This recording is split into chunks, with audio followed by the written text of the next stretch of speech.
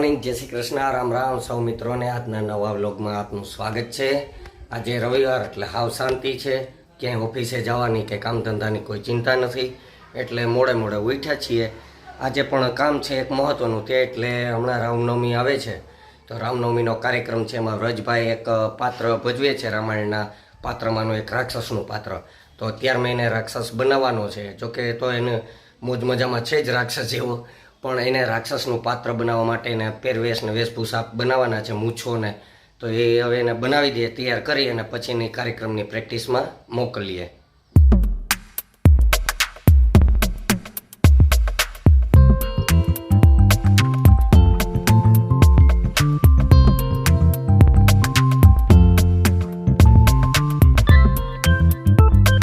રજભાઈનું રાક્ષસનું પાત્ર તૈયાર થઈ ગયું છે, હવે ખાલી કપડાં બદલાવાની જરૂર છે। આમ જો તો રજભાઈની રાક્ષસની મૂછો, માળા અને કાળા કપડાં અને તૈયાર થઈ ગયા।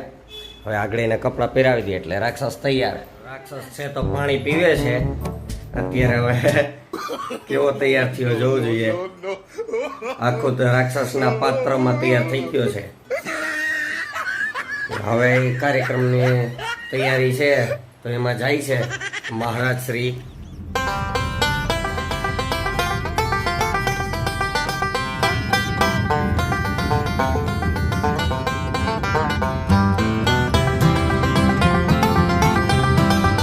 તો ફ્રેન્ડ્સ, અત્યારે વાગ્યા છે 10:30 અને મેડમને બધાને મૂકીને હું તો આવી ગયો છું। વ્રજભાઈ ને બધા કાર્યક્રમમાં ગયા છે પ્રેક્ટિસ માટે, અને અત્યારે મિત્રનો ફોન આવ્યો, એક આરએફઓ મિત્ર છે પ્રવીણ મોરી, એ આવે છે।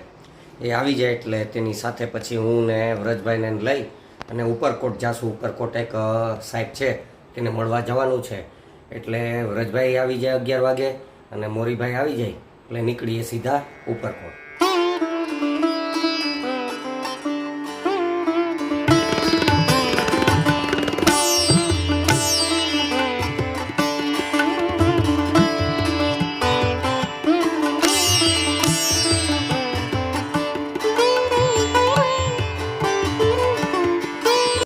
આ એક ગુફા છે ઉપરકોટની અંદર, જે મળી હતી સફાઈ દરમિયાન આખું આ બાજુ રહ્યું।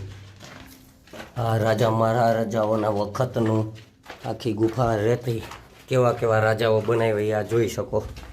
ને અહીંથી આખું બાર જે સૈનિકો આવતા હોય દુશ્મનો, એના ઉપર તોપગોળો ને કરવા થાય, એટલા માટે અહીંથી આ જુનાગઢ જોઈ શકો છો તમે।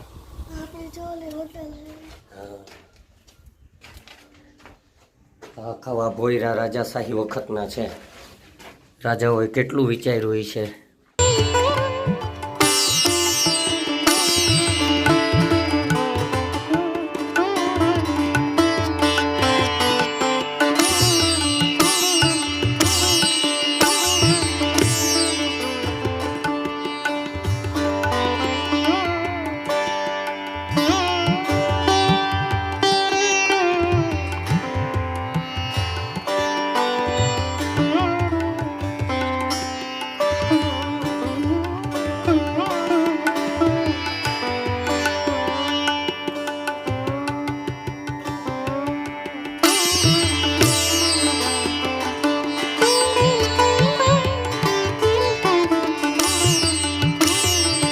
મિત્રો, અત્યારે ઉપરકોટથી હાઈલા આવ્યા છીએ। અત્યારે આવી મેં તો નાહી લીધું, વ્રજભાઈ છે તો થાકી ગયા છે તડકાના, કારણ કે એને ઉપરકોટમાં હાલી હાલીને એવા થાક્યા ને કે વાત જવા દો કા। હવે એને ઊભું થવાનું મન નથી થતું કે ઊભા થાય, નાહવાનું તો પછીની વાત, તડકાનું આવ્યું છે। તો જમવાનું તૈયાર થઈ ગયું છે મિત્રો। ભાઈની અયોધ્યા ગયા હતા, તો ત્યાંથી અયોધ્યા મંદિરેથી પ્રસાદના રૂપમાં સિક્કો લઈ આવ્યા છે, બે બાજુ। એક બાજુ રામ મંદિર છે અને એક બાજુ રામ ભગવાનની જે મૂર્તિ છે એનો આખો ગોલ્ડનનો ઓલો સિક્કો છે, સોનાનું પ્લેટ ચડાવેલું, આ પ્રસાદીના રૂપમાં લઈ આવ્યા છે ને એ અત્યારે આપી ગયા છે। આ હવે ઘરમાં રાખી દેશું મિત્રો। અત્યારે વાગ્યા છે 6:30 અને અગાસી ઉપર આવ્યા હું ને વ્રજભાઈને જોવા માટે, કારણ કે પાછળ આપ જુઓ છો કે વાદળા થઈ ગયા છે, ચોમાસા જેવું વાતાવરણ, ચારેકોર કાળા વાદળા ઘેરાઈ ગયા છે। ગિરનાર ઉપર ને આમ વરસાદની આગાહી છે એવું, એટલે એવું જ લાગે છે. આમ ચારેકોર વાદળા જ છે, ચારેકોર. જો આ બાજુ આમ ખુલ્લું ખુલ્લું છે ને અત્યારે દિવસ આથમી રહ્યો છે. દિવસ આથમવાની મજા આવે જોવાની, પણ આ બાજુ એવું છે કે વાદળા છવાઈ ગયા છે. વરસાદ આવે કે નહીં કાંઈ નક્કી નહીં. વ્રજભાઈ છે તો ટાયર લઈને અગાસી ઉપર રમવાની મોજ કરે છે. રમો રમો, મોજ કરો. આજે રવિવાર છે, આજે ગામમાં ક્યાંય જવું નથી એટલે અહીં રમે.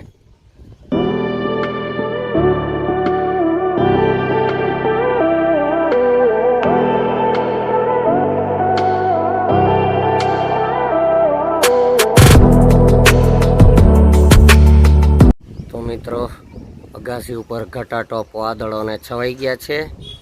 ચારે કોર જાણે વરસાદ હમણાં આવવાનો એવું લાગે છે. દિવસ પણ આથમી ગયો છે.